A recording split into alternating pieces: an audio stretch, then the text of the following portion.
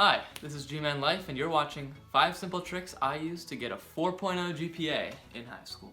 So let me preface this video by saying that I, as the title may suggest, am a high school senior who has earned a 4.0 GPA throughout high school.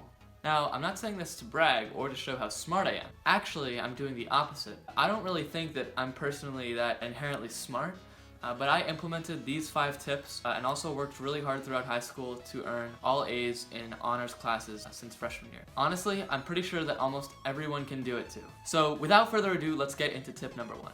Tip number 1, get into as many AP and honors classes as you can. Basically, every high school in the United States offers honors classes or AP classes or both, and taking these classes is a great way to boost up your GPA. Now, you may be thinking that taking all honors and AP classes is going to be way too much work and that you might not get all A's if you take all honors and APs. That might be true, but because AP and honors classes are weighted differently GPA-wise, a B in an honors class is pretty much the same as an A in a non-honors class. And also, from a college admissions standpoint, they want to see that you are taking the hardest classes that you can and challenging yourself. So getting the B in the honors class is a lot better than getting the A in the regular class. Now, the next few tips will allow you to actually tackle those harder classes. Tip number 2. Ask questions during and after class. This may actually be the most valuable piece of information in this video. It is crucial that you make sure that every teacher is on your side. What do I mean by that? Don't ever forget that teachers are humans, just like the rest of us, and so it's inevitable that they're going to have some favorites and some kids that they don't like that much. Now, I'm not telling you to kiss up to the teacher or act like a teacher's pet, because most of the time that actually works against you. But if you show that you are interested in the material that the teacher is teaching, it makes the teacher feel good about themselves and makes them feel like they're doing good to the world and that you're actually someone that they want to see succeed. When that teacher is grading your test, for example, they'll assume that you worked really hard on it and studied a lot, and they might cut you some extra slack. I would make it a goal to ask at least 2 relevant questions per class per day, and then once a week in each class or once every 2 weeks, go up to the teacher after class and ask some sort of further thinking question. In a foreign language class, you could ask for a teacher's opinion on a certain TV show in that language or a certain artist who sings in that language. In a math class, you could ask for the proof of a theorem that was discussed in class and ask the teacher to walk you through it. Your teachers will begin to like you a whole lot more if you start doing this, which can help you not only for grades but also for teacher recommendations, which you're going to need if you're applying to college. Number 3, do your homework. This may seem really simple, but a lot of the smart kids tend to feel too good to do the daily homework. Maybe you already understand the material and you don't feel like doing mundane practice problems, but in a lot of classes, the homework grade is 10 to 15%, and if that's not at 100, you're missing out on a huge chance to boost your grade. Especially in AP classes where the teachers move very fast through the material, you're going to want to make sure that you're doing all the homework so you can stay caught up, and also so if you flunk a few tests, you'll have that cushion, which is your homework grade.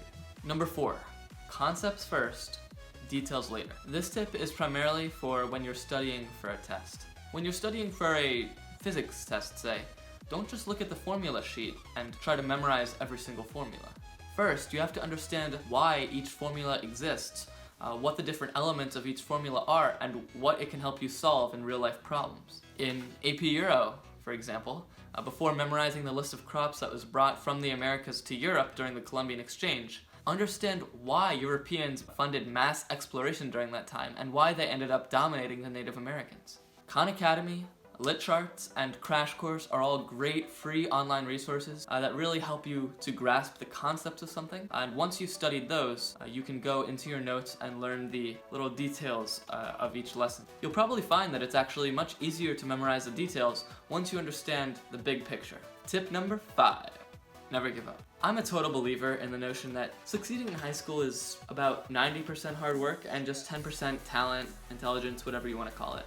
That said, no matter how hard you work, there's always going to be some tests that you fail, some papers that you bomb, things like that.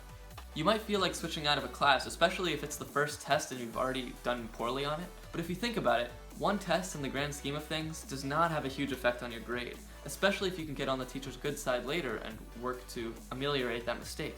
Also, dropping out of an AP 1 month into class will really look worse to colleges than simply getting a B in the class. So let's say you just failed your first test in AP Physics.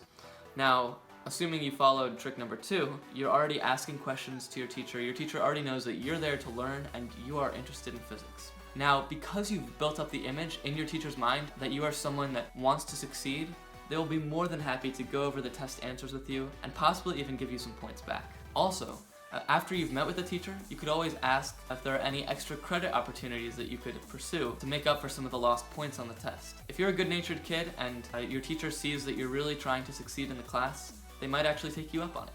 And there you have it. Now, these tips are very easy to understand, but the difficult part is actually putting in the work to implement them.